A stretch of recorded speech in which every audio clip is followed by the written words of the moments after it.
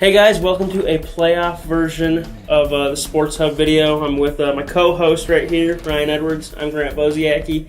17 teams in football had their season come to an end, unfortunately, last weekend.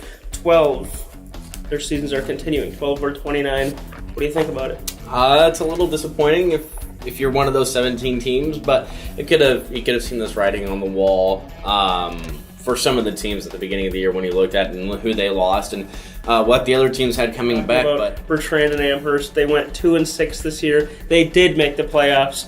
You know, obviously hoping for the best, but I do not think are going to last long. And it's a benefit of them playing a tough schedule, but both should say their prayers essentially because they're playing two of the top teams in D1 in Perkins County and Palmer. And you know, Perkins County beat Amherst earlier in the year, and they play Bertrand, I think, and then Palmer plays Amherst in the first week, so it should be a short stint for both teams. Moving on. Sorry, we love you guys, but we need to move on to next team. Let's start at the top. Kearney, they did make the playoffs. They're an 8 seed out of the 16 team bracket. The exciting thing, their first round matchup is Grand Island.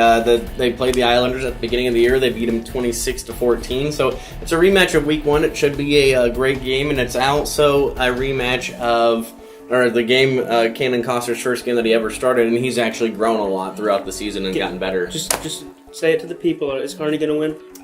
They should. They've been playing a lot better defensively. They have a better defensive front than Grand Island, but you have to watch out for Peyton Kinney from Grand Island. If you're Kearney, he's had a big season with 6 interceptions and over 800 yards receiving as well. Kearney Catholic, they went 8-1 in the regular season. Very good offense. Defense came along at the end of the year.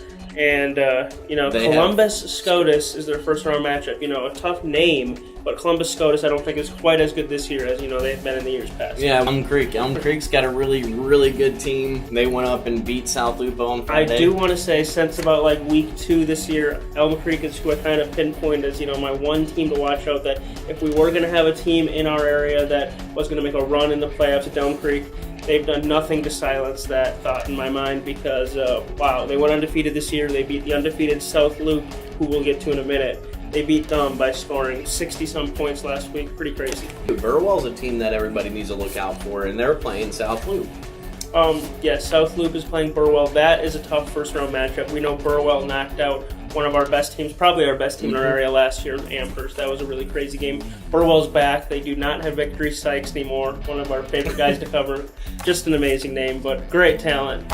And South Loop, this year, they have the talented quarterback on their side. It's Jack Rush. Yeah, Jack Rush played well on Friday night. I looked at some of the stats, but he's a good player. He's a big player. I think that loss against Elm Creek is definitely going to help him in this first round because Elm Creek is as tough as a team as you're going to see. Jack Rush and his team put up 45 points, 46 points, and he has 35 touchdowns this year. So really, really talented player. Yeah. Next team, right. SEM. I'm sorry. Jason Line is the the star player on that team. He's a quarterback for SEM. Do you think they have a shot at winning their first round game? They are the 8 seed. They're playing the 9 seed.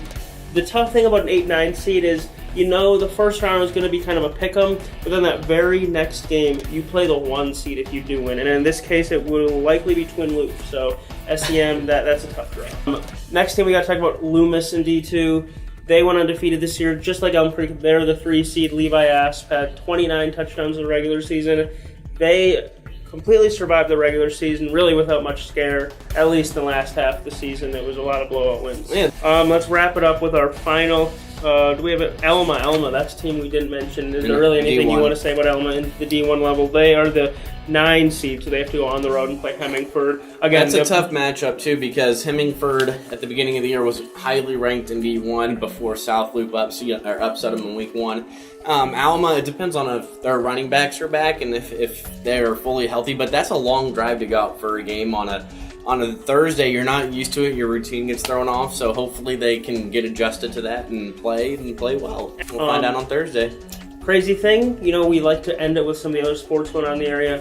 Volleyball. They're almost all done now. Volleyball is the only other sport besides football that is continuing. Volleyball, their postseason starts next week, so hopefully we'll have some more time to talk about their district previews and stuff like that, and who they get to play and everything like that. Don't worry, volleyball players. We will we'll try to get some names in there and some teams, and do a little homework, and mention and do a little preview of what you guys in the next couple of weeks. Yep. Have a good one, guys. Thanks.